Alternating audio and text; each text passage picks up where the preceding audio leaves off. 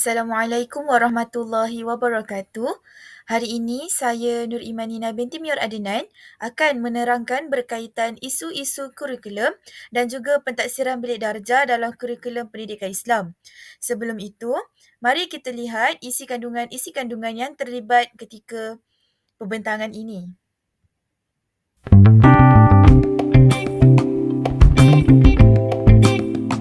Baiklah, mari kita lihat pula kepada isi kandungan yang akan kita bincangkan dalam pembentangan ini. Yang pertama ialah bahagian pengenalan. Dalam bahagian pengenalan terdapat definisi pentadsiran bilik darjah dan juga definisi berkaitan kurikulum. Bahagian kedua ialah berkaitan isu-isu PBD. Antara isu-isu yang terlibat ialah guru kurang mahir dalam pelaksanaan pentadsiran bilik darjah dan juga beban tugas guru. Jadi dalam bahagian ini kita akan membincangkan secara detail berkaitan isu-isu yang berkait dengan pentadsiran bilik darjah. Dan bahagian ketiga pula, kita akan lihat isu-isu berkaitan kurikulum, iaitu yang pertama ialah saiz dan kelengkapan kelas yang kurang selesa dan sesuai. Yang kedua ialah tahap penguasaan bacaan Al-Quran. Tahap penguasaan bacaan Al-Quran ini lebih memfokuskan kepada guru yang mengajar subjek pendidikan Islam tersebut. Dan yang ketiga ialah berkaitan kekurangan sumber bahan mengajar. Perkara-perkara ini kita akan bincangkan secara detail dalam bahagian ketiga juga supaya perkara-perkara seperti ini dapat kita atasi dengan baik. Bahagian keempat ialah berkaitan kesimpulan dan akhir sekali ialah rujukan. Sebelum kita pergi dengan lebih lanjut, mari kita lihat pengenalan ataupun definisi bagi kurikulum serta pentadsiran bilik darjah. Baiklah, mari kita lihat apakah yang dimaksudkan dengan pentadsiran bilik darjah.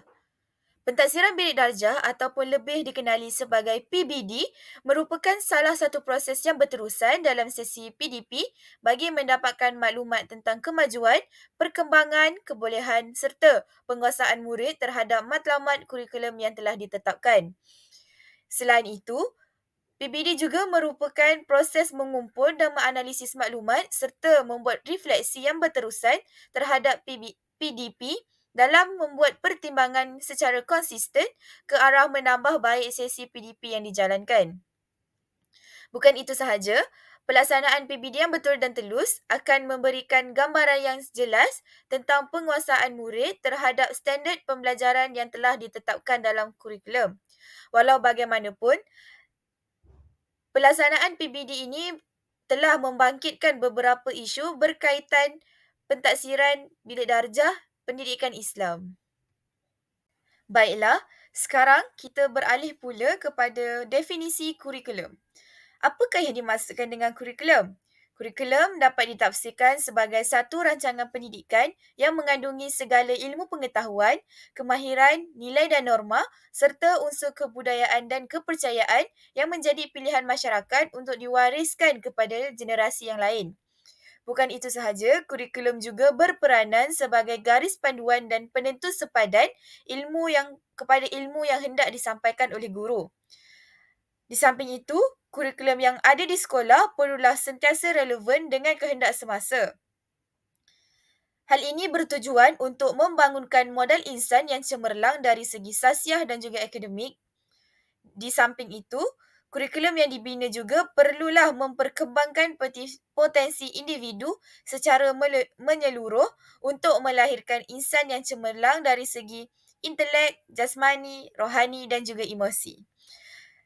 Melalui perkembangan kurikulum juga terdapat beberapa isu yang terbangkit yang menyebabkan pelaksanaan kurikulum tidak dapat dijalankan dengan lancar.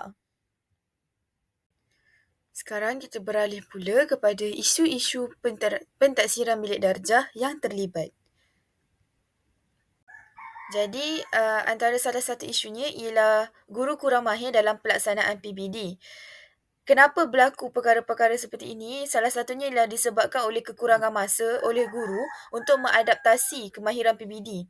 Seperti yang kita tahu, PBD ini merupakan salah satu inisiatif yang diberikan oleh KPM iaitu Kementerian Pendidikan Malaysia kepada guru-guru di Malaysia untuk menggantikan sistem peperiksaan sumatif iaitu peperiksaan PT3 dan juga UPSR.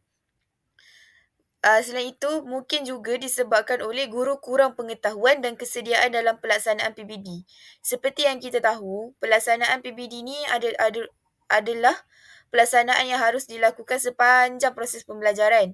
Jadi, mungkin disebabkan terlalu banyak kerja dan tugas yang lain, guru tak sempat untuk mentaksir murid-murid secara tulus. Mungkin mereka akan berikan markah pada saat-saat akhir apabila dia minta markah PBD tersebut. Perkara-perkara seperti ini boleh menyumbang kepada ketidakyakinan dalam pentaksiran. Disebabkan diorang buat pentaksiran pada akhir-akhir, penilaian kepada murid tu waktu akhir, mungkin ada sedikit masalah berkaitan macam mana nak bagi markah dekat pelajar A, macam mana nak bagi markah dekat pelajar B. Oh, pelajar A ni selalu tolong, selalu rajin nak tolong. Pelajar B ni pula baik, rajin, tapi malas nak tolong cikgu. Mungkin cikgu akan fikir daripada segitu.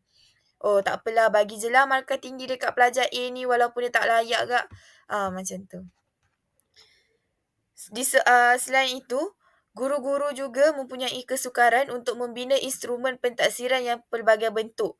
Contohnya, perkara ni boleh terjadi sebab mereka terlalu terikat dengan peperiksaan akhir. Diorang masih belum mempunyai kemahiran yang baik dalam membuat soalan-soalan yang berbentuk formatif.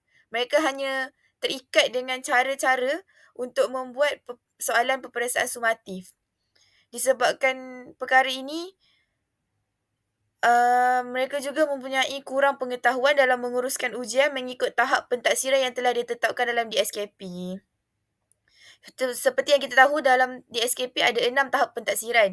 Mungkin para guru masih belum mahir lagi untuk menetapkan tahap-tahap pentaksiran tersebut kepada para pelajar. Jadi, saya rasa guru-guru masih perlu bimbingan dalam pelaksanaan PBD ni supaya pelaksanaan PBD ni dapat dilaksanakan secara lebih telus dan teliti. Seterusnya ialah berkaitan beban tugas guru. Guru sukar untuk memberikan fokus dan tekun dalam pelaksanaan PBD. Hal ini dikatakan sedemikian kerana semua tugas perlu dilakukan sama ada berkaitan PDP ataupun di luar skop PDP. Macam yang kita tahu, guru-guru kita ni banyak terlibat dengan perkara-perkara luar. Selain daripada mengawal kelas, mengajar, mereka juga terlibat dengan pelbagai jenis kursus dan juga sebahagian daripada mereka memegang jawatan-jawatan dalam membuat soalan, ketua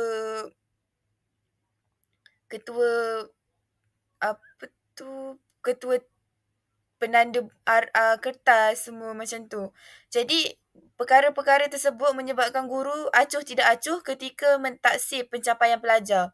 Dan seperti saya katakan sebelum ni, mungkin mereka mentaksir para pelajar berkaitan segi yang ni rajin tolong, yang ni tak rajin. Walaupun dia pandai tapi dia tak suka nak tolong. Mungkin diorang akan ambil kira sudut-sudut macam tu. Jadi, bila perkara-perkara ni berlaku, berkemungkinan akan berlaku ketidaktelusan semasa pemberian nilai grade pencapaian murid. Jadi, macam yang saya katakan tadi juga, sepatutnya pelajar B layak untuk dapat A, tetapi disebabkan pelajar B tidak suka untuk membantu guru memberikan nilai grade B kepada beliau. Manakala pelajar A sepatutnya tak layak untuk dapat nilai grade A, tapi guru berikan nilai grade A kepada beliau kerana beliau suka membantu guru dan juga menunjukkan minat semasa belajar. Perkara-perkara itu menyebabkan guru bertanggungjawab menentukan murid mendapat grade yang sesuai atas apa yang diusahakan oleh pelajar semasa PDP berlangsung. Disebabkan oleh itu, PDP sepanjang berlakunya PDP, guru perlu menilai para pelajar berkaitan PBD. Seperti yang kita tahu, PBD ni adalah penilaian secara berterusan dan juga penilaian secara holistik. Jadi, apabila berkaitan dengan penilaian berterusan dan penilaian holistik, guru perlu tengok secara menyeluruh, bukan sahaja daripada segi akademik pelajar, tetapi guru juga perlu mengambil kira berkaitan sasiah dan tingkah laku pelajar sepanjang berada dalam kelas. Jadi perkara-perkara seperti itu memberikan kesan kepada pencapaian nilai grade pelajar dalam kelas ketika guru tersebut sedang mengajar. Jadi sekarang mari kita lihat apakah isu-isu yang terlibat dalam kurikulum. Jadi, isu yang pertama bagi kurikulum ialah berkaitan saiz dan kelengkapan kelas yang kurang sesuai dan selesa. Seperti yang kita lihat, terdapat beberapa buah sekolah yang mempunyai kepadatan kelas yang terlalu ramai sehingga menyebabkan murid tidak selesa untuk belajar. Sepatutnya dalam satu kelas hanya melibatkan 30 orang pelajar, tetapi terdapat segelintir sekolah yang memadatkan dalam satu kelas sampai 44 orang pelajar ataupun lebih. Perkara ini akan mengganggu tahap fokus murid serta ianya juga akan menyukarkan guru untuk mentaksir dan mengawal keadaan kelas. Bayangkanlah keadaan kelas yang terlalu ramai, macam mana seorang guru nak mengawal keadaan pelajar yang terlalu ramai. Selain itu, ianya juga disebabkan oleh kekurangan kemudahan infrastruktur dan peralatan menyebabkan sesi PDP yang dijalankan tidak berjalan dengan lancar. Antara infrastruktur yang perlu diberikan perhatian ialah kemudahan papan putih, meja, kerusi murid, uh, kipas dalam kelas. Yelah, kalau kita seperti yang kita tahu, keselesaan murid adalah keutamaan kita. Kalau murid-murid tidak selesa berada dalam kelas, macam mana mereka nak belajar dengan baik dan menerima ilmu yang kita berikan dengan baik? Seterusnya ialah berkaitan tahap penguasaan bacaan Al-Quran. Perkara ini adalah ditujukan kepada guru-guru, terutamanya guru yang mengajar pendidikan Islam. Seperti yang kita tahu, terdapat segelintir guru kurang menguasai kemahiran dalam bidang Al-Quran. Mereka didapati kurang menguasai kemahiran atau pengetahuan yang lebih tinggi dan mencabar.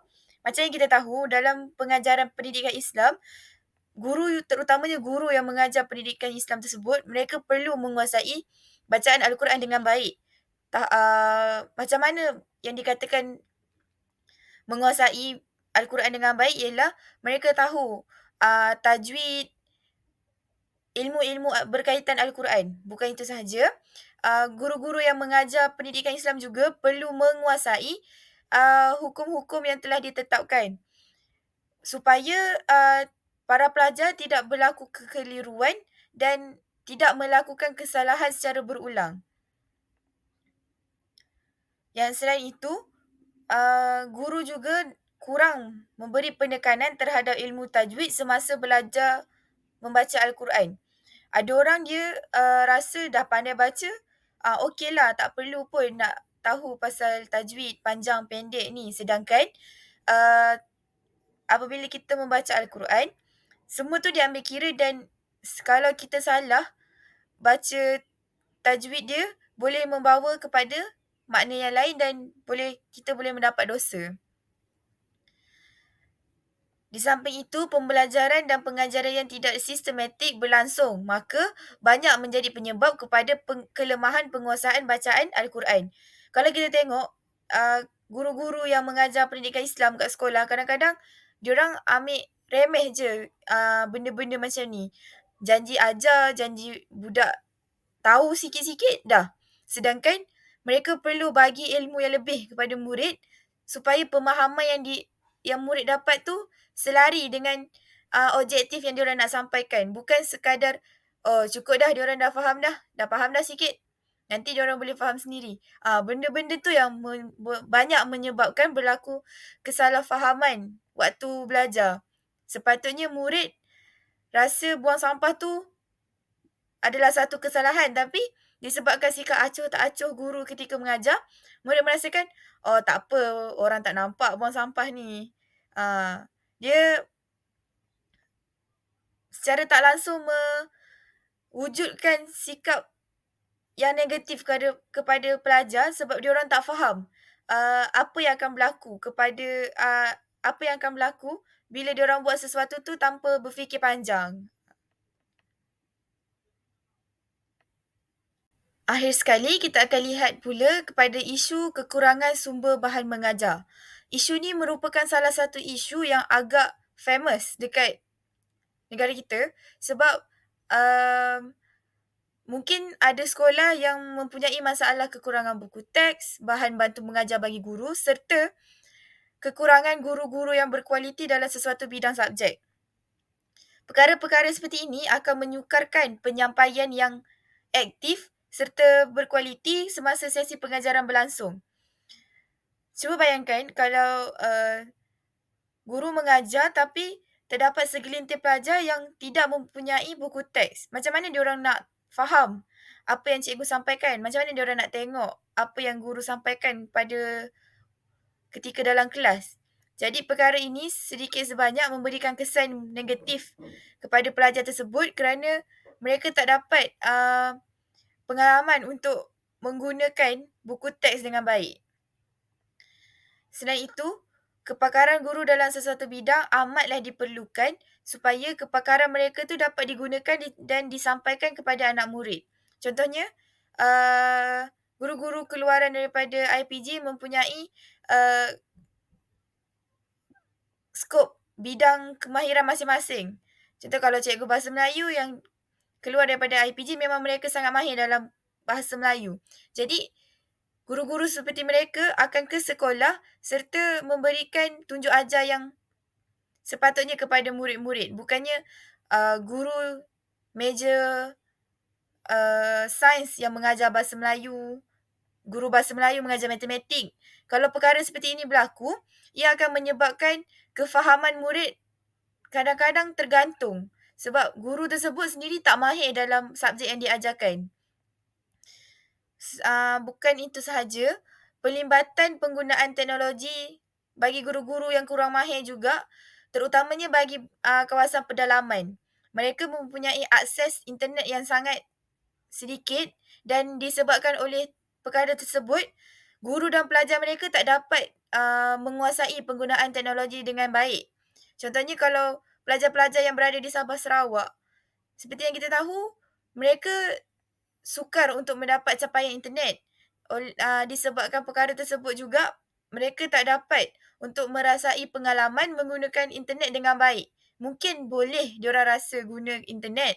Cuma capaian internet yang kurang baik itu menyebabkan ada keterbatasan dalam masa diorang guna tu. Contohnya waktu diorang sedang belajar menggunakan aplikasi Quizizz cikgu diorang bagi kan. Kalau kita macam yang kita tahu, Quizizz memerlukan capaian internet yang sangat kuat supaya aktiviti tersebut dapat berjalan dengan lancar. Tapi disebabkan oleh mereka punya capaian internet yang lemah, mungkin diorang punya pengalaman menggunakan Quizizz tu sekejap je. Baru-baru nak jawab, tiba-tiba tak boleh masuk dah sebab internet tak kuat. Jadi, perkara-perkara seperti ini perlu diberikan perhatian supaya semua pelajar dekat Malaysia ni dapat pengalaman belajar yang sama. Bukannya ada yang tak dapat buku teks, ada yang tak dapat menggunakan internet dengan baik. Macam tu.